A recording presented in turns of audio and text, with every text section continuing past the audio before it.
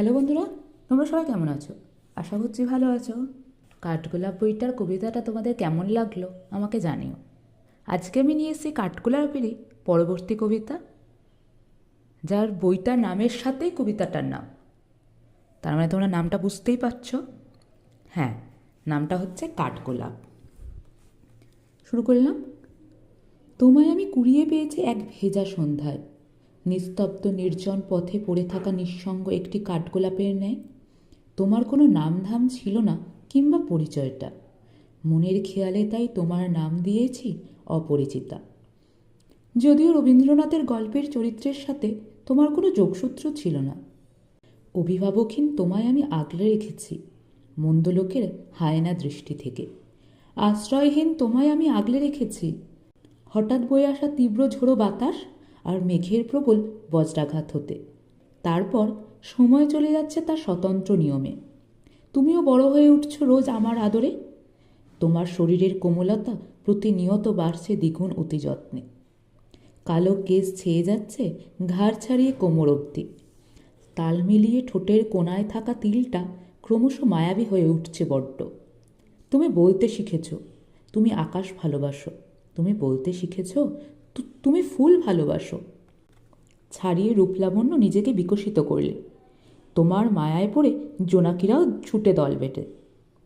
বৃষ্টি তোমায় ভেজাতে না পেরে নিজেকে পাপিষ্ঠ ভাবছে প্রতিনিয়ত। তোমার নেশায় মাতাল হয়ে অস্তিত্ব সংকটে ভুগছে কত শত। এরপর হঠাৎ একদিন সাহস করে তোমায় বললাম, আমাকে নিয়ে তোমার অনুভূতি কী?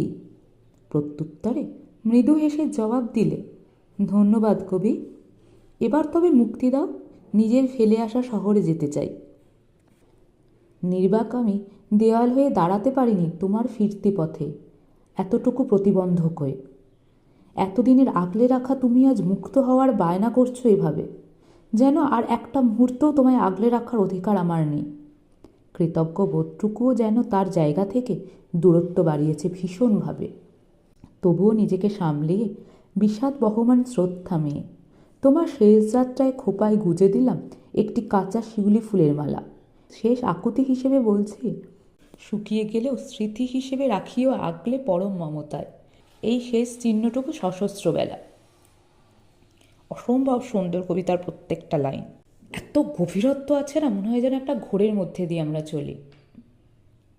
মানে আমার পড়তে পড়তে সত্যি মনে হচ্ছিল ঘোরের মধ্যে ঢুকে গেছি। বাস্তব জীবনের সাথে কতটা মিল আছে। আমাদের ব্যক্তিগত জীবনের প্রত্যেকে কম বেশি আমরা কোনো না কোনো মানুষকে আদরে যত্নে আগলে রাখতে চাই, কিন্তু দেখা যায় সেই মানুষটাই কোন দিন বলে আমি ফিরে যেতে চাই। আর আমরা সত্যিই তাকে জোর করে আটকে রাখতে পারি না। আমরা হাসি মুখে কিন্তু তাদেরকে বিদায় দিই। তাই নিশ্চয়ই কাঠগোলাপের প্রত্যেকটি কবিতার চরণ আমাদের ব্যক্তিগত জীবনের সাদৃশ্যের সাথে মিলে যাচ্ছে। ভাবছি আর একটা কবিতা পড়াই যায়, তাই নাকি? দেখি না কেমন লাগে। মনে হয় যেন পড়েই যায়, শেষ না হয়। পরবর্তী কবিতা চিঠির যুগ। চিঠির যুগই ভালো ছিল।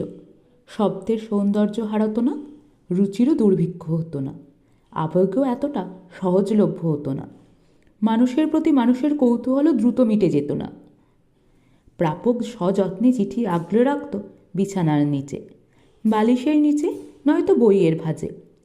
কথার গোপনীয়তা থাকতো, অনুভূতির স্বচ্ছতা থাকতো। দীর্ঘদিন ধরে একটু একটু করে কত শত কথা জমে যেত। খাম খুলে বারবার দেখার আকুতি থাকতো, চিঠির উত্তর দেওয়ার ব্যস্ততা থাকতো, চিঠির উত্তর পাওয়ার অস্থিরতা থাকতো। চিঠির যুগে সুন্দর এক অপেক্ষায় মানুষের শুদ্ধতম ভালোবাসার লেনদেন হতো। সত্যিই তাই, চিঠির যুগটা কিন্তু মন্দ ছিল না। নিজেদের অনুভূতি, অপেক্ষা, খারাপ লাগা, ভালো লাগা সব কিছু আমরা প্রকাশ করতে পারতাম।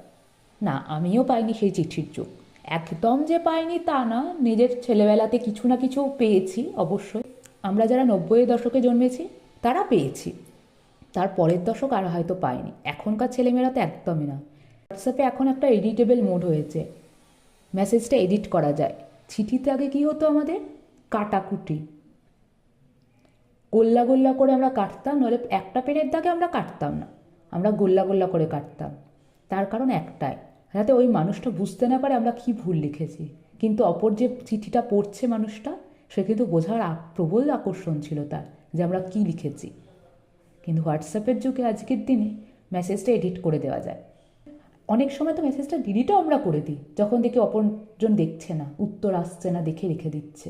যাই হোক, নিজের অনুভূতির সাথে কাঠগোলাপের প্রত্যেকটা চরণ যেন আস্তে আস্তে মিশে যাচ্ছে।